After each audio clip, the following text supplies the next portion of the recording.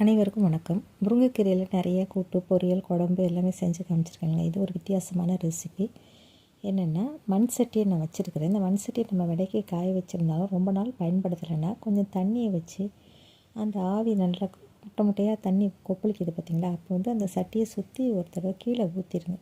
ஊற்றிட்டு அதுக்கு பிறகு முருங்கைக்கீரையை நான் க்ளீன் பண்ணி எடுத்து வச்சுருக்கேன். இந்த சோத்துக்கத்தால் தலைக்கு பேக் அரைக்கிறது வச்சுருக்கேங்க. இப்போ என்னென்னா, அந்த வடை சட்டி மண் சட்டி பார்த்திங்கன்னா, அதில் எண்ணெய் ஊற்றிருக்கேன். நல்லெண்ணெயில் செய்யணுங்க.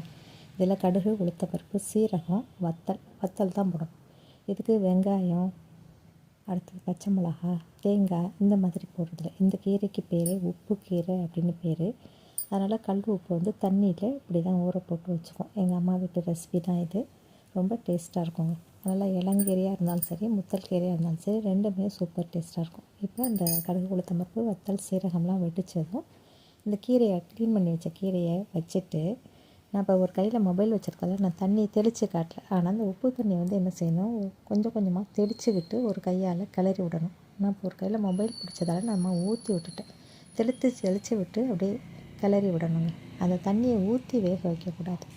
நல்லா கிளறி விட்டு இறக்குனிங்கன்னா ரொம்ப சூப்பரான டேஸ்ட்டில் இருக்கும். இதோடையே இது வெந்ததுமே அப்படியே நிப்பாட்டிக்கலாம். இது உப்பு கீரை.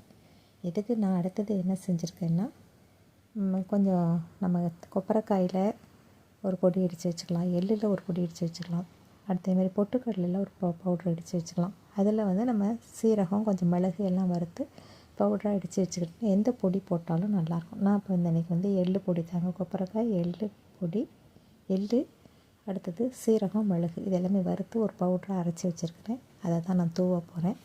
இப்படியே இப்போ ப்ளைனாக இருக்கிறப்பே சாப்பிட்லாம். இந்த எள்ளு பொடி, கொப்பரைக்காய், எள்ளு எல்லாமே சேர்த்து மிளகு, சீரகம், மஞ்சள் தூள் போட்டு இறக்குனிங்கன்னா இது ஒரு சூப்பர் டேஸ்ட்டாக இருக்குங்க. பட் இந்த காட்டினது கோவிலெல்லாம் அந்த கேழ்வரகு கூழ் ஊற்றுவாங்கங்க மாரியம்மன் கோவிலுக்கு. அப்போ உப்பு கீரைன்னு சொல்லி இந்த பவுடர்லாம் சேர்க்க மாட்டாங்க. நான் நிப்பாட்டினேன் பார்த்திங்களா, அந்த இதோட வதக்கி சொன்னேன் பார்த்திங்களா, அந்த ஸ்டேஜு அதோடையே ஊற்றிட்டு கூழ் ஊற்றி இந்த முருங்கைக்கீரை கொடுப்பாங்க. ரொம்ப சூப்பராக இருக்கும்.